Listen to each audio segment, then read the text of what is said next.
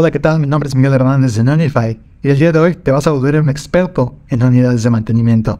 Yo sé que tú ya sabes, ya viste el video anterior que vamos a poner por acá, ya viste el anterior de qué son las unidades de mantenimiento, pero ahorita vamos a profundizar un poco. Vamos a hablar de los elementos principales que vas a ver en las unidades de mantenimiento y cuál es su función. Entonces, vamos allá. El primer elemento que estás viendo en pantalla, este elemento de aquí, se llama separador de agua. Este elemento se va a colocar al inicio de las unidades de mantenimiento. Siempre va después de la línea, donde bajas con la línea de aire comprimido, ahí se coloca el separador de agua. Pero no siempre va a ser obligatorio. ¿Cuándo va a ser obligatorio? Si en tu línea ves que hay agua líquida, entonces necesitas un separador de agua, porque como su nombre dice, lo que va a hacer es quitarte toda esa agua. Ojo, no reduce humedad, lo que quita es agua líquida. La humedad se refiere a qué tan probable o qué tantas posibilidades hay de que el aire genere agua líquida. Eso es la humedad. Pero si ya tienes agua líquida, entonces ahí sí, pon un separador de agua. Este otro elemento que estás viendo aquí es una válvula de cierre manual. Si no usas separador de agua, este debería ser tu primer elemento siempre en tus unidades de mantenimiento. ¿Para qué se utiliza? Pues para desfogar la línea, más que la línea, la máquina. Hay veces que las personas utilizan una válvula 2.2 como la que estás viendo aquí ahorita en este momento. Esta válvula 2.2 tiene la peculiaridad de que cuando tú le cierras, pues sí, ya no alimentas a la máquina, pero se mantiene presión en la máquina y se mantiene presión en la línea. Esto puede ser peligroso al momento de dar mantenimiento. ¿Por qué? Porque si hay por ahí algún movimiento o algún actuador que no esté bien sujeto, este puede salir y al momento de salir va a golpear a la persona que esté manipulando el equipo, ocasionando algún accidente. Entonces por eso es mejor siempre que cierres la alimentación, también desfogar la máquina, y para eso es la válvula de cierre manual. Esta válvula cierra y desfoga la máquina. Posteriormente, lo que estás viendo ahorita en este momento es un filtro regulador. Este se compone de dos elementos, un filtro, que es como lo que estás viendo por aquí, y un regulador, que es lo que estás viendo de este lado. Si tú juntas estos dos, voilà, tienes el filtro regulador. ¿Puedes usarlos por separado? Sí. Generalmente se juntan en uno solo. ¿Por qué? Porque requerimos ahorrar espacio. Entonces, la función de esto, pues como su nombre lo dice, ¿no? Filtras el aire para quitarle partículas de suciedad. El tamaño del filtro depende mucho del fabricante y sobre todo de las especificaciones del material como tal. Puede haber filtros de 40 o de 5 micras. Si tú decides utilizar los dos por cualquier razón, primero tienes que colocar el de 40 y luego vas a colocar el de 5. Ahora, si ya tienes un filtro regulador, a lo mejor el siguiente ya no tiene que ser filtro regulador, el siguiente nada más puede ser el puro filtro. Ahora, en la parte de regulación de presión, lo que hace, pues como su nombre lo dice, es regular la presión que vas a alimentar a la máquina. Ahí tú puedes decir, pues quiero que sean 5 bar, quiero que sean 4. La máxima presión que te va a dar un regulador de presión es la presión que tienes de la línea. No puedes pedirle más, obviamente. Posteriormente sigue este elemento. Este elemento es una válvula de cierre eléctrico. Ya hablamos de las válvulas de cierre manual. Esta es de cierre eléctrico. La función es exactamente la misma. La diferencia consiste en que esta la vas a controlar con un voltaje. Generalmente este voltaje es de 24 volts. ¿Te recomiendo usar las dos? Sí y no. Cuando tú vas a utilizar la de la válvula de cierre manual, solamente con esa puede funcionar. Pero si tú quieres utilizar la válvula de cierre eléctrico, sí o sí tienes que utilizar la válvula de cierre manual. ¿Por qué? Porque la válvula de cierre eléctrico está diseñada para que la controles con un PLC, con una señal eléctrica. Pero ¿qué pasa si tú pierdes esta señal eléctrica? ¿Qué pasa si ya no puedes conmutar por cualquier razón? Siempre debes tener como seguridad una válvula de cierre manual. Por eso es que se recomienda utilizar las dos. Ojo, yo sé que en la industria, si tú vas a las plantas de por ahí, vas a encontrar que a lo mejor solo tienen de cierre eléctrico. Y pues no está mal, pero ojo que puede haber algún accidente, puede haber alguna situación crítica donde sea mejor utilizar las dos válvulas. Posteriormente, lo que estás viendo de este lado es una válvula de arranque progresivo. Las válvulas de arranque progresivo, como su nombre lo dice, van a empezar a brindarte, a proporcionarte presión en la máquina poco a poco. Empiezan en 0 y de 0 van subiendo hasta llegar al máximo. ¿Cuál es ese máximo? El que tú hayas puesto en el regulador de presión. Si tú pusiste 6 bar, estas válvulas de arranque progresivo van a empezar en 0 y van a empezar poco a poco hasta llegar a los 6 bar.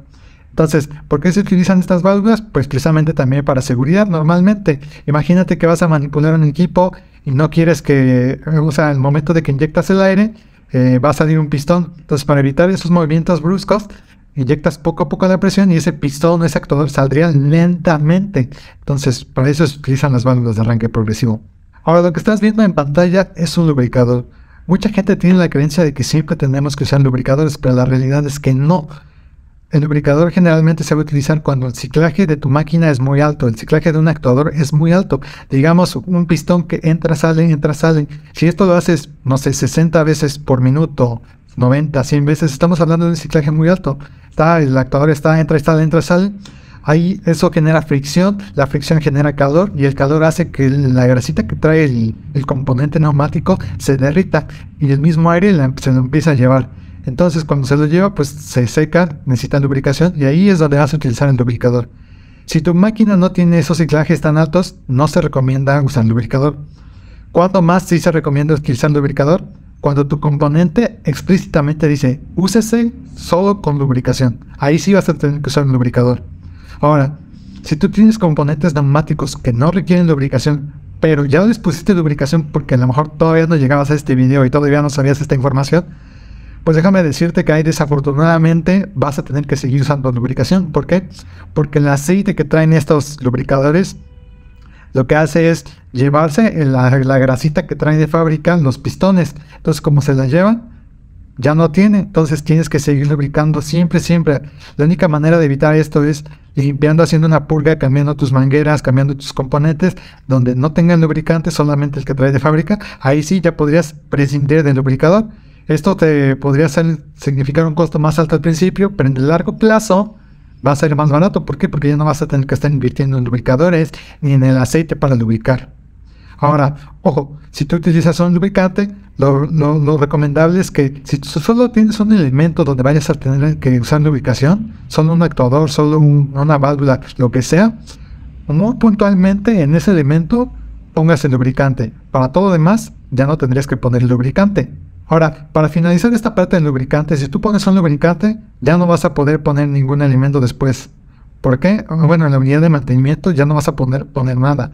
Porque este aceite de lubricante lo que va a hacer es dañar los siguientes componentes. O si pones otros filtros, los va a tapar. El mismo aceite va a tapar los siguientes filtros. Entonces, si tú pones un lubricante, ten por seguro que ese debe ser el último elemento antes de llegar a los actuadores, a lo demás que vas a utilizar en la línea en tu máquina. Posteriormente, lo que estás viendo aquí ya son filtros finos. Los filtros finos se van a utilizar si y solo si no pusiste ningún lubricador. Es más, de hecho, a partir de este momento, todos los elementos que te diga solamente los vas a poder colocar si no pusiste el lubricador. Si pusiste el lubricador, estos elementos ya no los vas a poder poner. ¿Por qué? Porque los vas a dañar, los vas a tapar.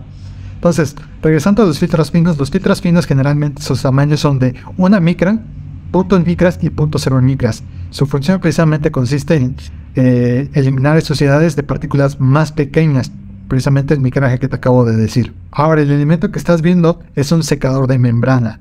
Si tú quieres utilizar un secador de membrana, es necesario que hayas puesto todos los filtros que ya hablamos antes, que eran el de 40, el de 5, el de 1, el de 0.1, el de 0.01, y finalmente hasta este punto puedes poner un secador de membrana. Un secador de membrana lo que va a hacer es quitarte humedad. Ojo, hace rato hablamos del separador de agua. El separador de agua quita agua líquida.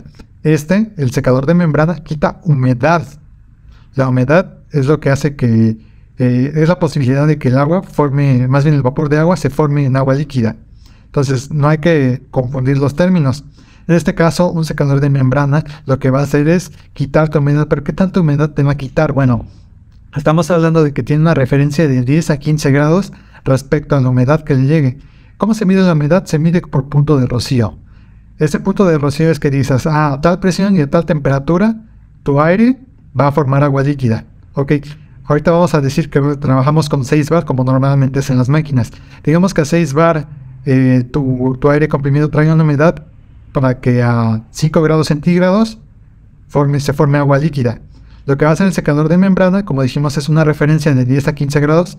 Entonces dice, ok, si a 5 grados con 6 bar formo agua líquida, el secador de membrana va a decir, ok, entonces ahora a menos 10 grados, le quito a 5 grados, le quito 15, me queda menos 10. Entonces a 6 bar, con menos 10 grados vas a generar agua líquida. Así es como funciona el secador de membrana. Siempre es una referencia con la calidad de humedad o la cantidad de humedad que le llega. A eso le restas 10 a 15 grados y eso es lo que te va a secar. Si tú aún requieres más secado por cualquier razón, porque vas a utilizar instrumentos de laboratorio o aire que tiene que estar totalmente seco, entonces después del secador de membrana vas a utilizar un secador de absorción. Este secador de absorción es bastante más caro, obviamente, pero su capacidad de secado es muchísimo mayor. Pero esta sí requiere ciertas características que tú le introduzcas el aire. Es decir, el aire que tú le llegues a inyectar a este secador de absorción ya debe de venir con ciertas características previas. Por eso es que lo ponemos hasta acá. Y sí, la cantidad que te va a secar va a depender de cada fabricante, del tipo de elementos químicos que se estén utilizando dentro de dicho secador de absorción. Generalmente este secador de absorción, no sé si alguna vez hayas visto las bolitas que vienen en los tenis. Hay unas bolsitas que traen unas bolitas de sílica. Bueno, más o menos algo parecido es lo que se utiliza en los secadores de absorción. Y estos, bueno, van a darte un mayor secado, pero también su cantidad de flujo es muy limitada. Eso quiere decir que no vas a poder tener grandes cantidades de flujo a la salida, por lo cual solamente deberías utilizarlos en procesos muy puntuales. Y para finalizar, lo último que tenemos es un filtro de carbón activado, que es lo que estás viendo acá. De hecho, mira, te voy a poner por aquí el cartucho de un filtro normal, se ve de esta manera, mientras que uno de carbón activado se ve de esta manera. No es necesario saber cómo funciona, simplemente elimina ya patógenos, algunas veces llega a eliminar olores, depende de cómo lo fabriquen, qué lleguen a hacer ahí. Ya estamos hablando de que si usas un filtro de carbón activado, vas a producir aire estéril. ¿Cuándo vas a requerir aire estéril? Pues a lo mejor si trabajas en la industria de farmacéuticos o en la industria alimenticia. No sé, realmente hay muchos lugares o muchas aplicaciones donde podrías llegar a requerir aire estéril. Entonces, con esto terminamos. Estos son los principales elementos que vas a encontrar en una área de mantenimiento. Cuéntame si alguna vez has visto algún otro elemento y si sabes que para qué funciona. Si no, déjame tu pregunta por aquí en los comentarios y te ayudo a responderla. Hasta la próxima.